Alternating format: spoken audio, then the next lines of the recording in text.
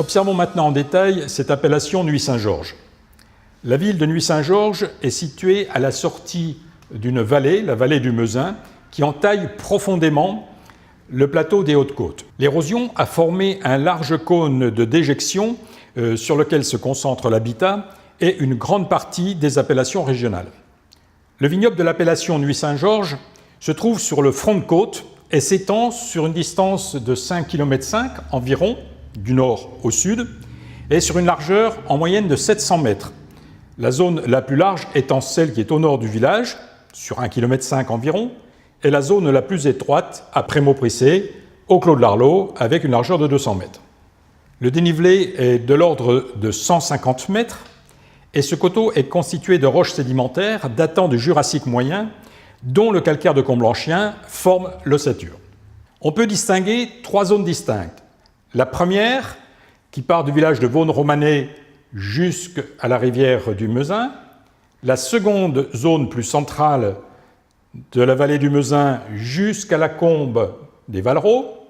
Et enfin, la troisième zone, la plus méridionale, qui part de la combe des Vallerots jusqu'au village de Comblanchien.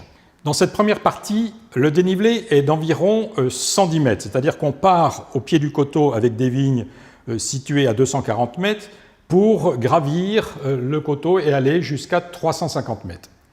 L'exposition des vignes est majoritairement tournée à l'est, avec cependant une partie au-dessus de la vallée du Meuzin tournée plein sud. Au niveau des sols, dans la partie supérieure, nous allons trouver des sols très minces, avec de nombreux cailloutis, qui proviennent en particulier de l'érosion, de la destruction de la couche supérieure à l'ère quaternaire, donc des sols très riches en calcaire, et qui vont progressivement, en descendant évidemment la pente, s'enrichir en argile et devenir beaucoup plus profond, donc au piémont. Alors dans la partie médiane, le vignoble est un petit peu plus étroit, nous allons le voir tout à l'heure, et l'exposition varie, on va dire du nord-est, dans la partie qui domine la ville de Nuits-Saint-Georges, pour aller de plein est à sud-est, juste au-dessus de la combe des Vallerots. Le dénivelé ici est moins important puisqu'on part au pied du coteau de 250 mètres pour aller jusqu'à 320 mètres dans sa partie supérieure. D'autre part, le vignoble est également plus étroit. Alors, plus étroit, moins de dénivelé, ça se traduit par une pente, cependant, plus marquée à certains endroits, et en particulier sur le climat des Craux, dans la partie nord, et sur les Perrières et les Poulettes, dans la partie sud, dans la partie qui domine la combe des Vallerots. La partie supérieure du versant, qui se trouve sur des calcaires évidemment extrêmement compacts, est constituée de sols maigres, peu épais, très riches en calcaire bien sûr, et bien drainants. Et évidemment, plus on va descendre le coteau, plus les sols vont s'enrichir et devenir effectivement plus épais et certainement un peu plus denses. N'oublions pas que le calcaire de Comblanchien est ici omniprésent, comme le témoigne la présence des carrières, des nombreuses carrières sur ce coteau, entre autres la carrière souterraine ici sur les Perrières. C'est dans cette zone qu'on va trouver les climats célèbres, on peut dire, climat des Prulliers, la Roncière, les Poirets par exemple. Passons maintenant à la partie méridionale, celle qui part évidemment de la combe des Vallerots pour aller jusqu'au village de Comblanchien. Cette partie est la plus étroite du vignoble de Nuits-Saint-Georges, avec une largeur qui n'excède pas 200 mètres au Clos Arlot et un dénivelé qui est relativement faible. On atteint à peine les 300 mètres ici sur les terres blanches.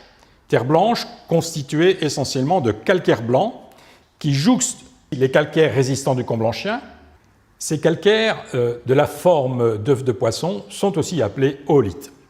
En dessous de ce niveau de calcaire compact et résistant, on va trouver des calcaires un peu moins durs, les calcaires roses de Prémaux.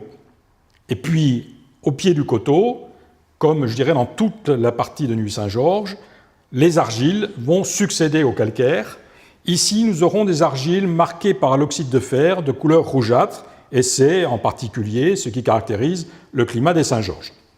À noter que dans la partie septentrionale de cette zone, la combe des Vallerots va jouer un rôle essentiel, d'abord d'un point de vue microclimatique, puisqu'elle va apporter de la fraîcheur, mais aussi d'un point de vue géologique, puisqu'on va être en présence de nombreux cailloutis et dépôts liés à l'érosion.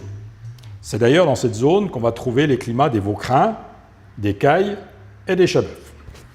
Pour résumer, les conditions naturelles telles la qualité des sols, l'exposition, les conditions microclimatiques vont donner aux vins de Nuits Saint-Georges leurs caractéristiques spécifiques. Ces vins de Nuits Saint-Georges sont amples et puissants, à très belle structure tannique, et l'exposition planesse va donner à ces tanins une très belle souplesse qui signe là la personnalité des vins de Nuits Saint-Georges.